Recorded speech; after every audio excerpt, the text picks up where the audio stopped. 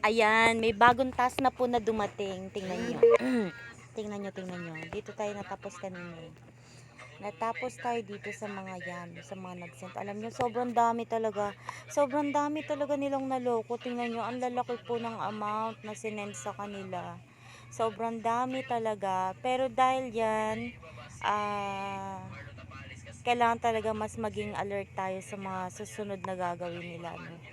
Kaya titingnan natin, ang dami oh. Ito na, nagkaroon na tayo ng mission number 5. Ang sabi, hahanapin natin to tapos ifa-follow natin ulit. Okay. So, alis tayo dito. Tapos punta tayo sa TikTok. Follow lang natin. Try natin follow. Walang problema. Sultry Cosmetics PH. Tama ba? Sultry Cosmetics PH. Ano ba yung pinapahanap? At Sultry Cosmetics PH. Okay, lagyan natin pala ng at. Sultry Cosmetics PH. Eto. Okay, so kailangan natin i-follow daw. So, ipa-follow natin. Tapos, after natin ma-follow, screenshot. Tapos, pag screenshot natin, i-edit natin. Lagyan natin ng task number 5. Tapos lalagyan natin ito yung task number 5. Save. Send natin doon. Wala namang problema eh. Kasi hindi naman tayo naglabas ng pera. Try lang natin kung totoo. Pero tingin ko talaga scam ito. Scam, scam, scam. At napaka talino po nung gumawa ng ganitong pag-i-scam. Dahil, oh, ang laki oh. Tingnan nyo. Diba? Ang lalaki ng mga binibigay nilang pera. So, sesend lang tayo dito para sa task number 5. Yung iba nag-send na po ng pera, pero tayo hindi natin gagawin yan. Yan, task number 5. Tapos, balik tayo dito kay receptionist. At send tayo ng task number 5. Actually, may sinabi siya eh. Mamaya, balikan ko kayo ah. Dan, task number 5. Ang sabi niya, eto. Dito sa group may sinabi. Saan yung sinabi sa group? Lahat po kami yung nagsisend. Yan o, nakikita nyo, di ba? Mission number 5 or task number 5 is pareho lang. May sinabi dito eh. Oh, tuloy-tuloy pa rin na nagbibigay ng cash. Magkano naman to? 12,836. Masakit-sakit po yan ha. Eto, ang sabi.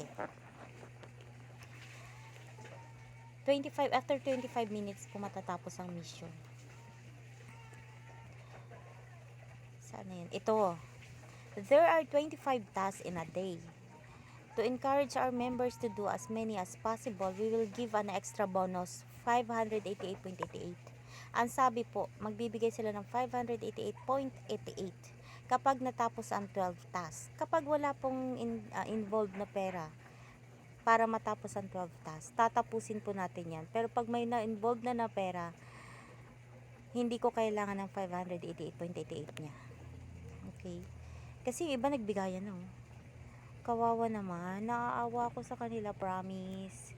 At syempre naaawa din po ako kung sino man yung ma-scam nito. Lalo na po kung follower ko kayo. Kaya nag-i-spread po tayo ng awareness para maiwasan po natin yung mga ganitong scam.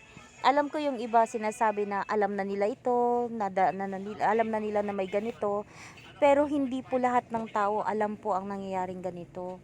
Kaya kailangan po natin mag-spread ng awareness. Kung may alam po kayo sa ganito, sabihan nyo po yung mga followers nyo at yung mga friends nyo po sa Facebook na wag pong magpasali or magpasakop sa wag maniwala sa mga ganito. Kasi scam po talaga to.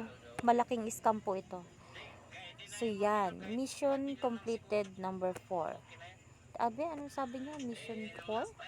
Mission 4? Hindi po ako nag-complete ng mission 4.